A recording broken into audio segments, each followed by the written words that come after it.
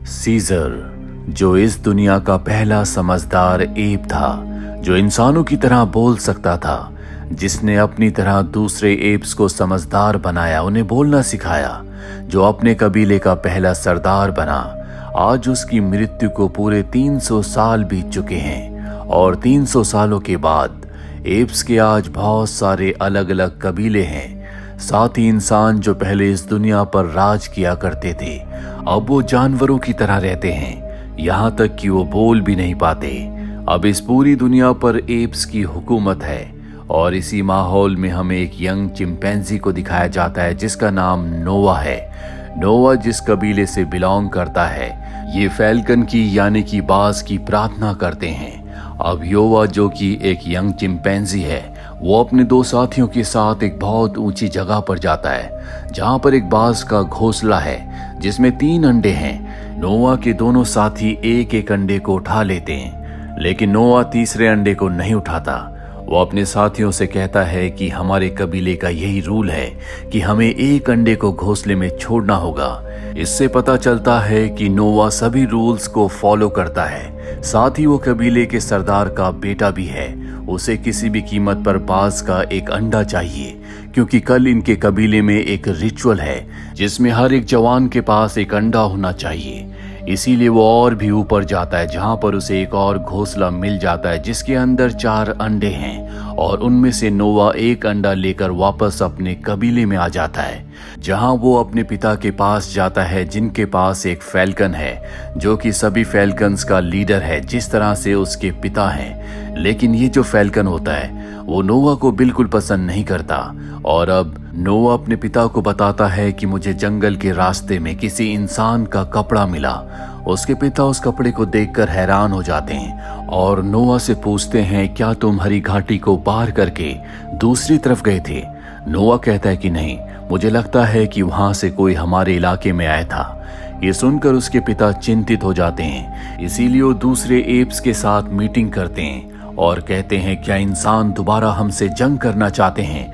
इतिहास में पहले ऐसा हो चुका है, हमें हरी घाटी जाकर देखना होगा।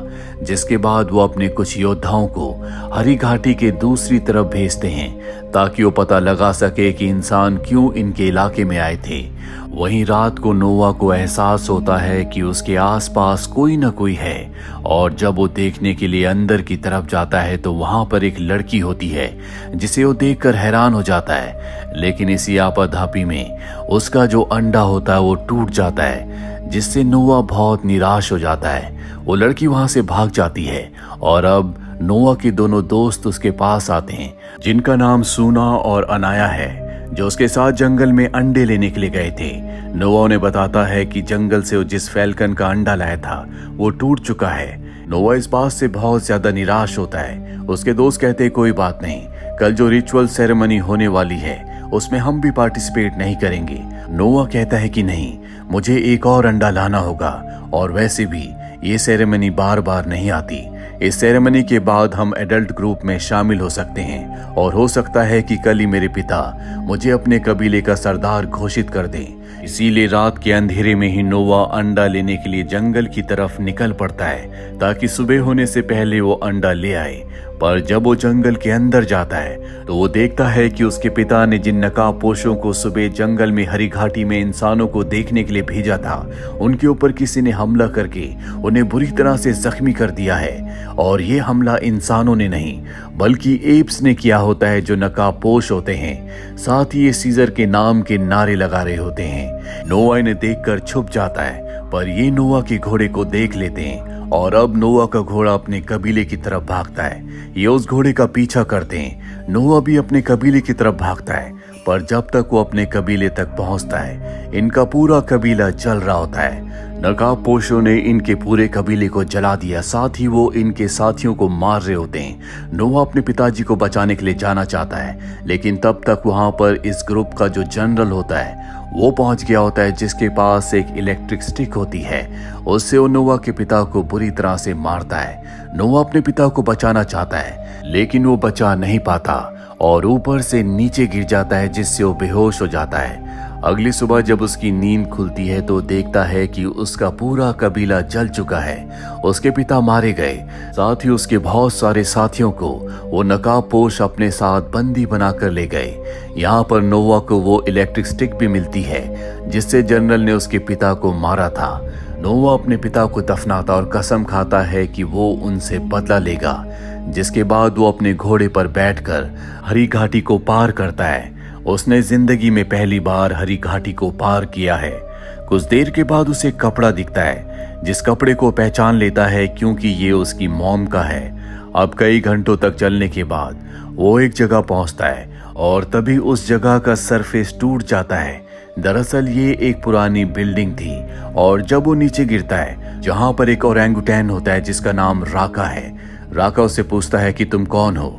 वो अपने बारे में सब कुछ बताता है, जिसके बाद राका कहता है कि उन्हीं नकाबपोशों ने मेरे पूरे परिवार को मारा है, मैं भी उनसे बदला लेना चाहता हूँ। इन दोनों की दोस्ती हो जाती है। नोवा राका को बताता है कि वो नकाबपोश सीजर के नाम के नारे लगा रहे थे। क्या सीजर गलत था? राका कहता है कि नहीं, सीजर महान था। सीजर की वजह से हम सबको बोलने की शक्ति मिली। यहाँ तक कि सीजर के वक्त में बहुत सारे ऐसे भी थे जो पढ़ सकते थे, लेकिन आज 300 सालों के बाद हम पढ़ना भूल चुके हैं। सीजर इस दुनिया का सबसे बेहतरीन लीडर था जिसने कभी कोई गलत काम नहीं किया। दरअसल 300 साल बीत जाने के बाद सीजर के बारे में कबीले बहुत कुछ भूल चुके हैं। ये दोनों के दोनों अपना सफर एक बार फिर से शुरू करते हैं। रात होने पर एक जगह ये आग जलाकर बैठ जाते हैं। तभी इन्हें एहसास होता है कि इनके आसपास कोई है। दरअसल यहाँ पर वही लड़की है जो नोवा का पीछा करते हुए उसके कबीले तक पहुंच गई थी। राका कुछ फल उस तरफ फेंकता है जहां पर लड़की होती है और नोवा को बताता है कि तुम्हें इंसानों से डरने की जरूरत नहीं है। इंसानों के पास अब ताकत नहीं बची, वो हमारा सामना नहीं कर सकते, ना ही वो बोल सकते हैं। वो अब जानवरों की तरह है। वो लड़की सामने आकर फल उठाती है।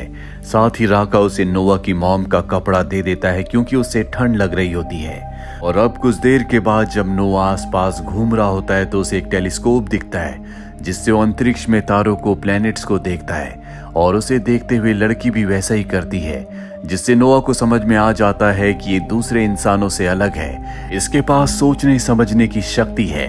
अगली सुबह ये उस लड़की को अपने साथ लेकर आगे बढ़ जाते हैं और तभी ये एक जगह पहुंचते हैं जहां पर इन्हें ज़ेब्रास दिखते हैं, जिन्हें देखकर ये हैरान हो जाते हैं क्योंकि इन्हें लगता है कि ये धारीदार घोड़े हैं। यहाँ पर बहुत सारे इंसान होते हैं जो जानवरों की तरह पानी पी रहे होते हैं, क्योंकि अब इंसान जानवरों की तरह ही रहते हैं। उनके पास न बोलने की शक्ति है, ना ही वो कुछ सोचते हैं। और तभी यहाँ पर जनरल अपने नकाबपोश गोरिल्लास के ग्रुप के साथ आ जाता है, जिन्हें देखकर इंसान भागना शुरू कर देते हैं। लड़की भी भागती है। नोवा भी अपने घोड़े से दूसरी तरफ चला जाता है। लड़की उनसे छुप रही होती है। दरअसल जनरल इसी लड़की की तलाश में यहाँ पर आया है। और अब जब लड़की सभी गोरिल्लास से छुप रही होती है तो उसे एहसास होता है कि गोरिल्लास ने उसे चारों तरफ से घेर लिया है, इसीलिए वो नोवा को आवाज देती है। नोवा ये देखकर हैरान हो जाता है कि इंसान बोल भी सकते हैं, इसीलिए वो अपने घोड़े से उस तरफ जाता है जहां पर वो लड़की है और उसे बचाकर वहां से निकल जाता है। जिसके बाद राका उससे पूछता है, क्या तुम बोल सकती हो? वो कहती है कि हाँ। राका और नोवा दोनों हैरान होते हैं क्योंकि इन्होंने अपनी जिंदगी में पहली बार किसी इंसान को बोलते हुए देखा है। और अब वो लड़की बताती है कि मेरी जैसी मेरे कबीले में सिर्फ एक ही थी। मेरी मॉम ने मुझे कहा था कि तुम्हें कभी किसी के सामने नहीं बोलना, तभी तुम जिंदा रह सकती हो। लेकिन शायद इस बारे में जनरल को और उसके लीडर को पता चल गया, इसीलिए वो मेरी तलाश में आए और उन्होंने मेरे सभी लोगों को मार दिया। और अब इन तीनों को समझ में आ जाता है कि इन सब का दुश्मन एक ही है। ये उनसे बदला लेना चाहते हैं, इसीलिए जल्द से जल्द ये उस जगह पहुंचना चाहते हैं जहां पर जनरल और उसका लीडर है, जहां पर नोवा के सभी साथियों को बंदी बनाकर वो ले गए हैं। ये अपने सफर पर आगे बढ़ते हैं जहां इनके सामने जनरल आ जाता है और अब इनके बीच में हाथापाई होना शुरू हो जाती है, जिसमें लड़की पानी में गिर जाती है। उसे बचाने के लिए राका पानी में कूद जाता है। वो लड़की को तो बचा लेता है, लेकिन उसे पता है कि पानी की रफ्तार बहुत ज्यादा है, वो पानी से निकल नहीं सकता, वो पानी में डूबने वाला है। पर पानी में डूबने से पहले, बहने से पहले वो इन दोनों को कहता है कि हमेशा साथ रहना, साथ रहोगे तो सुरक्षित रहोगे। जिसके बाद वो पानी के साथ बह जाता है। वहीं इन दोनों को जनरल पकड़ लेता है और अपने साथ ले जाता है। जहां पर इनका एक लीडर है जिसका नाम है प्रॉक्सिमस सीजर। ये पूरा का पूरा एक किंगडम होता है जहां पर बहुत सारे बंदी एप्स भी होते हैं। सीजर को अपनी मॉम और अपने दोस्त यहाँ पर मिल जाते हैं। वहीं लड़की को एक दूसरी जगह ले जाया जाता है जहां पर पहले से एक इंसान होता है। ये इंसान भी बोल सकता है। दरअसल बहुत सालों पहले एक ऐसा वायरस आया था जिसके बाद इंसान बोलना भूल गए थे, उनके बोलने की शक्ति चली गई थी। लेकिन ये कुछ ऐसे लोग हैं जिनके ऊपर उस वायरस ने असर नहीं किया, इसीलिए दोनों बोल सकते हैं। लड़की को समझ में आ जाता है कि ये इंसान यहाँ का जो लीडर है उसके साथ है, इसीलिए वो ऐशो आराम से यहाँ पर रहता है। लड़की उसे कहती है कि तुम्हें ऐसा नहीं करना चाहिए, क्योंकि आज नहीं तो कल ये हम ही लोगों को मारेंगे, ये हमारी प्रजाति के लिए खतरा है। वो कहता है कि मुझे इस बात से कोई फर्क नहीं पड़ता कि मैं किस प्रजाति का हूँ, यहाँ पर मैं ऐशो आराम से रहता हूँ, मेरे पास सारी सुविधाएं हैं, इसीलिए मैं यहाँ के लीडर का साथ दूंगा। वहीं यहाँ का जो लीडर होता है यानी कि प्रॉक्सिमस, वो एक दरवाजे को खोलना चाहता है। बहुत वक्त से वो इसे खोलने की कोशिश कर रहा है, लेकिन अभी तक उसे कामयाबी नहीं मिली। उस दरवाजे पर ये बहुत सारे बॉम्ब्स भी लगाते हैं, ब्लास्ट भी होता है, लेकिन वो दरवाजा खुल नहीं पाता। जिसके बाद प्रॉक्सिमस सबसे कहता है कि हम कल एक बार फिर से कोशिश करेंगे। अब रात को जब सब खाने की टेबल पर होते हैं, तभी प्रॉक्सिमस को वो इंसान बताता है कि पहले इंसान बहुत ज्यादा डेवलप थे, उनके पास बोलने की शक्ति थी, उनके पास टेक्नोलॉजी थी, वो हवा में उड़ सकते थे। इंसानों ने एक बहुत ही अच्छी सभ्यता बनाई थी और प्रॉक्सिमस का भी यही सपना है कि वो उस दरवाजे को तोड़कर उसके अंदर की टेक्नोलॉजी को अपना ले और उसके बाद वो अपने एप्स की प्रजाति को बहुत ऊपर ले जाए। इंसानों की तरह वो भी हवा में उड़े, उनके पास अलग अलग तरह के हथियार हों, लेकिन इसके लिए उसे बंकर के दरवाजे को खोलना होगा। इसीलिए नोवा को कहता है कि इस काम में तुम हमारा साथ दोगे, तुम्हारा दिमाग बहुत तेज है, ये इलेक्ट्रिक स्टिक जो तुम्हारे कबीले में छूट गई थी, जो खराब हो गई थी, तुम्हारे तेज दिमाग ने इसे एक बार फिर से ठीक कर दिया। इसीलिए मैं चाहता हूँ कि उस दरवाजे को खोलने में तुम हमारी मदद करो। लेकिन नोवा वहां से बाहर आ जाता है क्योंकि वो उसका साथ नहीं देना चाहता। उसी के जनरल ने, उसकी आर्मी ने उसके पिता को और उसके लोगों को मारा था। वो तय करता है कि वो किसी भी कीमत पर अपने लोगों का बदला प्रॉक्सिमस से लेगा। और अब उसके पिता का जो फैल्कन होता है वो भी उसके पास आ जाता है, जिसके बाद वो लड़की के पास जाता है और उससे कहता है क्या तुम उस बंकर के अंदर जा सकती हो। वो कहती है कि हाँ। वो पूछता है क्या तुम्हारे जैसे और भी लोग हैं। वो मना कर देती है, जिसके बाद वो पूछता है क्या पानी से इस पूरी जगह को तबाह किया जा सकता है। वो कहती है कि हाँ। और अब वो अपने साथियों के साथ मिलकर एक डैम के पास जाता है जहां का पूरा पानी डैम तोड़ने के बाद उस बंकर के अंदर चला जाएगा। ये डायनामाइट वहां पर लगा देते हैं, जिसके बाद अब इन्हें बंकर के अंदर जाना है, लेकिन आगे के दरवाजे से बंकर के अंदर नहीं जा सकते क्योंकि वो बंद है।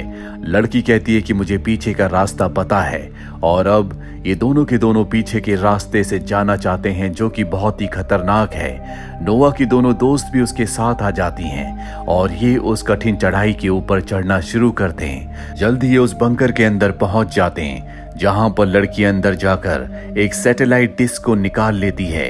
वही नोवा और उसके जो दोनों साथी हैं वो इंसानों की किताबों को देखते हैं जिसमें कुछ ऐसे चित्र होते हैं जिसमें इंसानों ने जानवरों को कैद किया है। नोवा इन चित्रों को देखने के बाद पूरी तरह से कंफ्यूज हो जाता है क्योंकि उसे समझ में आ चुका है कि अगर इंसानों के पास दोबारा से पावर आ गई तो वो जानवरों के ऊपर अत्याचार करेंगे, उन्हें कैद कर लेंगे। उसे समझ नहीं आता कि उसे उस लड़की के ऊपर भरोसा करना चाहिए या नहीं। तभी उसे राका की बात याद आती है, जब उसने कहा था कि साथ रहना, साथ रहोगे तो सुरक्षित रहोगे। इसीलिए नोवा अब लड़की पर विश्वास करता है।